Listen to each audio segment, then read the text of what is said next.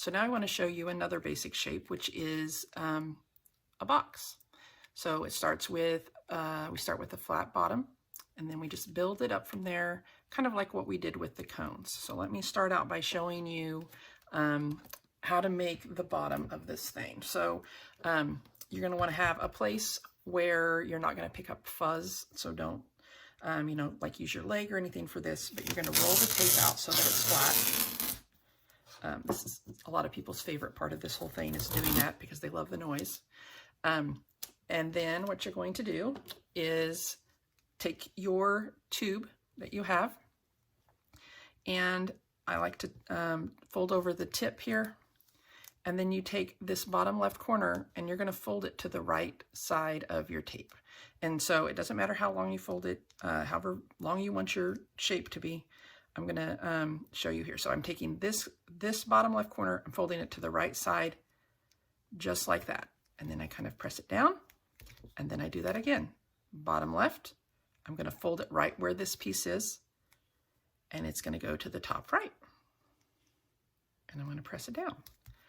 And I'm just going to keep doing that motion, bottom left to the right, until I get my piece to be as big as I want it to be. And so I just keep going.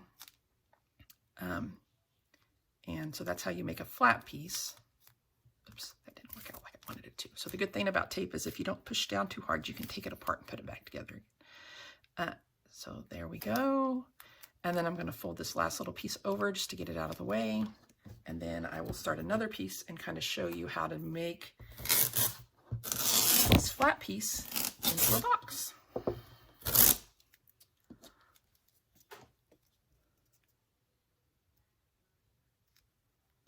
So I'm going to line it up.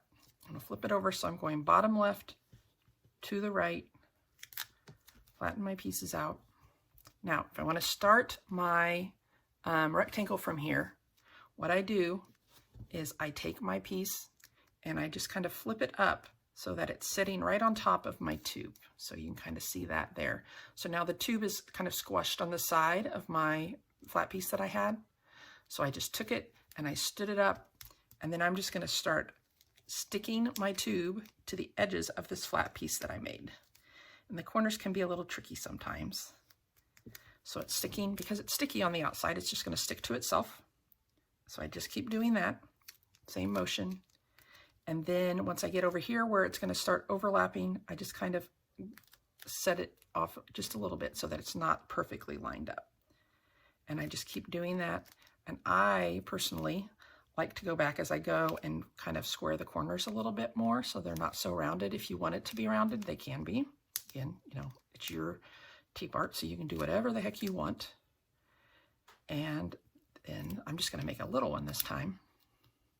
But if you wanted to keep going, all you would have to do is get another tube, flatten it out, and just start here and just keep going around and around and around. So I like to use these. Sometimes I'll make these and put stuff inside of them, other types of Tapeigami stuff inside. Sometimes I like to take a bunch, I'll make a bunch of different sizes, and I will put them together like this and build on top of them. If you go to the Tapeigami Instagram, you'll see that he likes to build like a city out of his. So they make really large rectangles or boxes, and then they'll set them up and it kind of looks like a cityscape.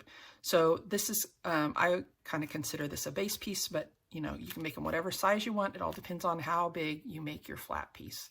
So that is the cube.